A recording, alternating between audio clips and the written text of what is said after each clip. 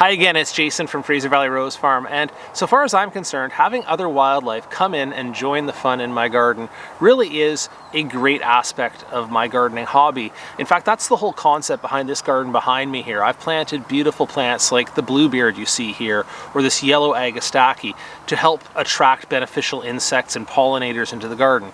But what about the birds? That's something I've really never paid a lot of attention to as a part of my hobby, and so I'm going to try to remedy that today by installing this kind of bird cam feeder in the garden here. It's kind of a neat product that was sent to me for review, for evaluation, so that's what I'll be doing in this video here. Now, it's kind of like a trail cam, one of those things that you'd see hunters set up on the trail to monitor wildlife, or also like a remote doorbell. That's the kind of hardware that's in here. The difference is that it's built around a bird feeder, or bird feeder is built around it, and what it has in here is a web interface that will identify the birds that come to use this feeder. So you'll get a great close-up view, but you'll also have a piece of software to help you identify the birds. Now this is interesting. The pictures that they've put on the front here, even though it's a bird feeder that uses seed, is a hummingbird, and then on the back here, if I'm not mistaken, that's a tropical lovebird. I don't think I'm going to have either of those feeding at this feeder, but notwithstanding that, I think that the hardware inside looks pretty interesting, so let's get to installing it here now. Here's everything that comes in the box, and while I generally detest unboxing videos, I do have to show you at least what it comes with. And by the way, thank you for Netvue for sending this for evaluation. This piece here, of course, is the antenna that hooks the camera portion up to your Wi-Fi network, and of course here is where you would place the bird seed, so it lands down here in the tray, has a little perch, has a little roof to protect it from the elements. Now, one thing I found in the past that I found irritating about these remote doorbell cameras, which this is similar to, is that every once in a while you have to go back and get a warning that your battery is low, and then get out there and uninstall the whole thing and charge up the battery. In this one here, they've actually included in the package this solar powered panel, or solar panel, that hooks by a cord to the back of this unit permanently. So I have high hopes that I won't have to deal with replacing or recharging the battery too frequently. Now, one other thing that I love about this is that underneath, with the attachments they've included, you can actually hook this onto a tripod if you don't want a more permanent installation, or you can use the mounting bracket that they've included in the kit, or even you can use a strapping they've included with the kit just to hook this around a tree.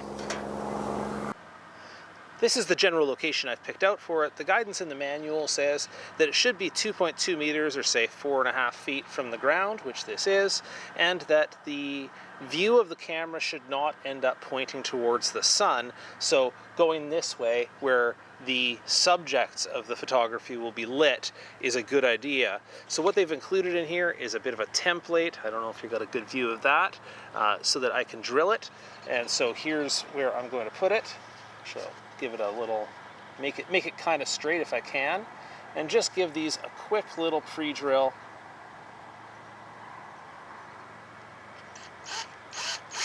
This unit is not terribly heavy, so it won't take a ton of support, but just regular construction screws will do. They also have screws in the installation kit, but they're a lot longer than this. And here we go. See if that slides down nicely. Once the mounting bracket is in place, it's dead easy from there. You can see there's a slot on the bottom of the feeder itself, which I can just slide right onto the mounting bracket. The way the roof attaches is kind of slick. You can see there's a couple of pegs there that line up with these spots right here. So it's a tilt it in first and then tip it backwards.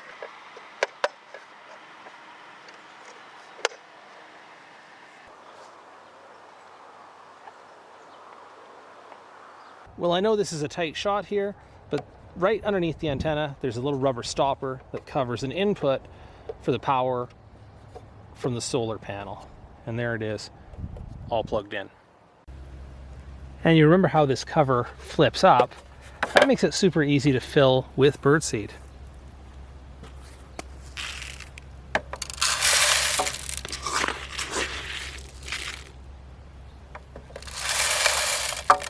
I guess it's time to show you some of the videos and pictures you can capture on this. Being right close up there and in the action with the birds is kind of neat. It's a view you don't always get. So the camera is right in there, and so sometimes you can have 2 or 3 birds on the perch together, kind of competing around for food. They'll all be making their different noises. It's actually kind of a neat view. Now what you can do is you can go up to the camera, you can pull out that micro SD card and download the high resolution images or videos directly to your computer, but that's not usually the way you would do it. Usually it would all be done and monitored on your phone here. So let's have a look at the interface on the phone, and what I'll do is I'll throw up some screenshots as we come up here. Now first of all, I will say it was super easy to set up this interface. Step by step, it probably took me 4 or 5 minutes to connect my phone and the camera to my network, and it was super easy. You won't have any problem with that. Now when you open it now, the first thing it's going to do is ask you whether you'd like Netvue to send you notifications. This is where it goes back to the point that this was probably the software was originally put together as a doorbell camera or a security camera, and so in that purpose it would be really useful to have push notifications, like there's somebody at the door, or I've detected an intruder or something like that. For when you're dealing with birds in a bird feeder, actually this can be really annoying. It can sometimes trip up a 10-second capture of video, and it can do that 2 or 3 times a minute when the feeder is really active, so you're just getting notification after notification. So I'm going to hit cancel on that here. When you open up the next screen here, it shows you kind of a live preview of the camera. I've moved mine over to an area where I have some other bird feeders for now, just to get some more action on it quickly. And what I'm going to do is I'm going to go ahead and click on that preview. You can see that what it's doing is it's connecting to the camera, and then it's going to give me a live view, and kind of neat as a security camera as well, as a backup security camera for my driveway, is that it gives you a live view of the area. And you can see that in the live view right now, well, there's a bird there right now feeding, which is fantastic. You can also see my driveway and everything else. It has sound, which is fantastic, so you can hear the singing or chirping. If it were dark out, you could hit the white light feature, which actually lights it up a little bit and shows you a little more detail, but again, that would be for when it's kind of dark out. The next thing that it has on here, you can hear sound or not. So I've turned on the sound so I can hear the birds chirping if I want to. There's some chirping. And it has a press to speak, and again, I think this would be attached to the alarm function of it. So you'd say like, this is the alarm for Central Station, identify yourself immediately. Again, if you had an intruder, I don't think the birds really react to it. And finally, it has this audible alarm function, which is, I haven't tried that before, but let's see what it does. It says, if you activate the alarm feature, the camera will emit alarm sounds. Let's try that out. Okay, yep, got that. and it did scare away the bird as well. Okay, maybe that's not so much for the bird watching thing. So I'm going to go back here now and go back to the preview screen, the main screen. And you can see in the middle here that if you hit the bell with the little red dot on it, that will give you a history of what's been happening at the bird feeder. And it'll give you all of these notifications. So you can see actually that there's quite a few of them on here. Again, from 11:11, 11:10, all the way up and down. Basically once a minute, twice a minute, 3 times a minute, it's going to give you these notifications from the camera of what's happening there. So let's have a look at one of these, and I'm going to get it to load this one up here. And it just has a bird, you know, calmly chewing away at some food, and I can hear it. It's got some chirping sounds. And then what I'm going to do is I'm going to hit down below. It has this thing that says show AI pics, and sort of like a chartreuse green there. And what it says about this one is that it is a bird, and I'll give you the capture here, that it is a bird. It's a tufted titmouse or house finch. Now I have to say that it kind of seems to default to house finch for at least the birds in my area. I have no way of knowing if generally I just have a lot of house finches or if it's not very strong for detection yet. And actually I think it may be a little bit of both. I'm going to go down here and see, because there's times when it can tell you one thing about a bird, and then in the very next frame it will change its mind. So on this screen, and I'll show you some different birds as well, it has one that has identified as a tufted titmouse, That's perfect. Then I go to the next, very next frame, because it has a number of frames lined up here, and it calls it a house finch.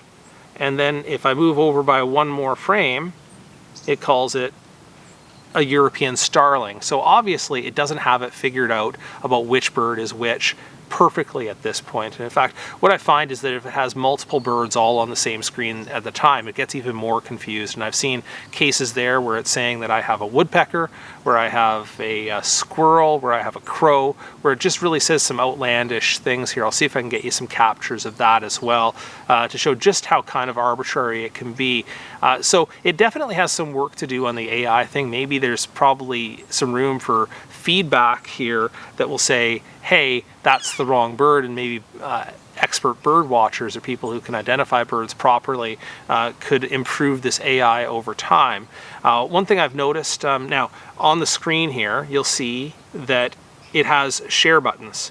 So across the bottom right there, it has a little share button, and if you hit the share button, you can choose, for instance, to save this to your Google Drive. And that will take sort of a medium resolution video and share it down to your Google Drive, so you don't actually have to run to the camera all the time and pull out the little SD card to download things. So that's kind of neat.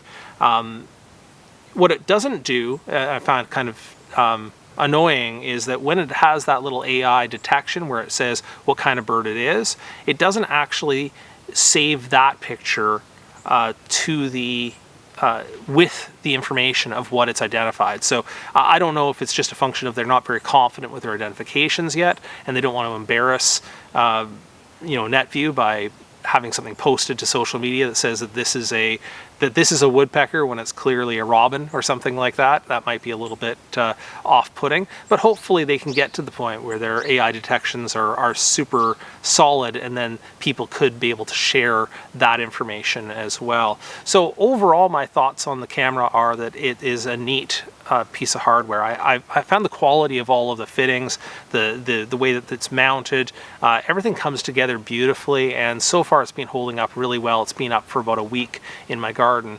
I'll continue to show you pictures and videos from the camera as I go here and give you my conclusions.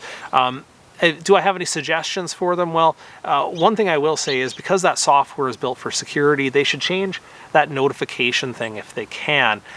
It would be kind of a neat feature, and again, once they get the AI detection or identification really down, it would be neat if it told you if you had a new bird or a new species of bird detected at the feeder. That would help to spur on the amateur bird watcher into being more interested in the hobby. And if you only got one or two notifications, hey, we've detected a new species of woodpecker, or a new species of whatever going to your bird feeder, I think that would be kind of neat. But other than that, it works really, really well. I'm going to say it's reliable so far. I like the interface, and I've been enjoying playing around with it. All right, that's what I have for you today on this product. If you have any questions about it, or about gardening in general, because that's my usual set of topic areas, go ahead and drop those into the questions below the video or the comments below the video, and I'll see what I can do to help.